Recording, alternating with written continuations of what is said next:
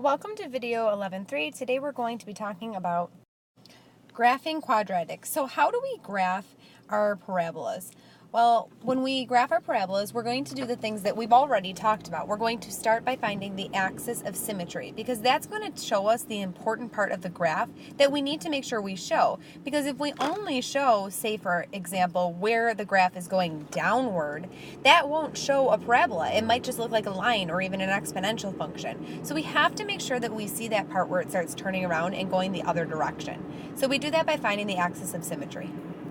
So it's no surprise then that the first thing that we need to do is find the axis of symmetry by using the formula that you already learned in the previous day 1 video.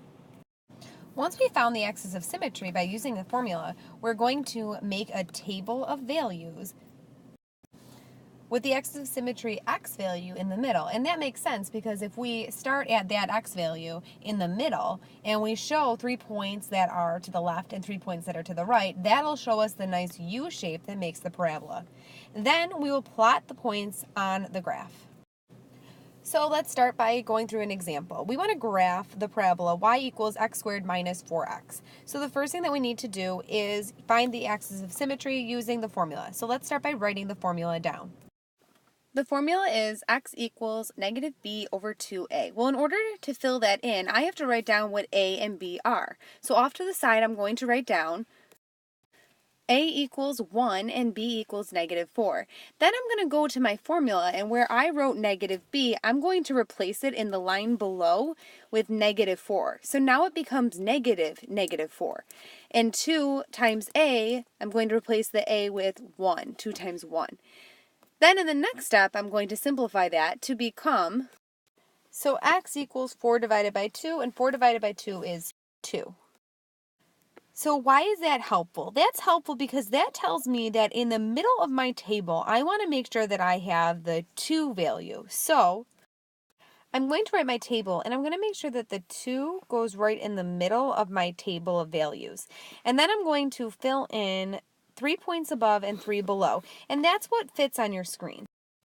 So when you look at your screen, you should see this part of the graph. We're looking for that symmetry, the same on both sides, so that we can see that we have definitely graphed a part of the parabola, which will show us a parabola, where we have that nice U shape. We can see as far as it needs to go so that we make sure that it's a U on both sides of the axis of symmetry. So that's why it's very important to follow these steps.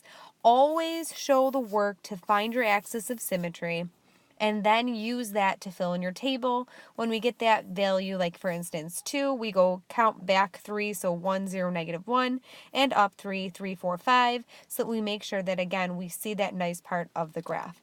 And then we can go ahead and plot all of those points. And once we have plotted those points, and I'm sure you probably can do a little bit better than I did, but that's the best I can do with the iPad, and then we can connect them with a smooth curve that connects and arrows on both sides so that it continues. Okay, so we can see there that I have the nice graph and it's connected, and we have the smooth curve with the arrows on both ends.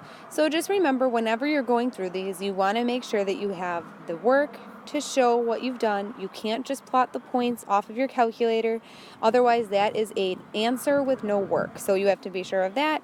And then I'm going to leave these 2 questions for you to do, the domain and the range. So remember, domain are your x values and range, those are your y values. So you just need to look at that graph and tell me what's the furthest left to right, and then for the range down to top.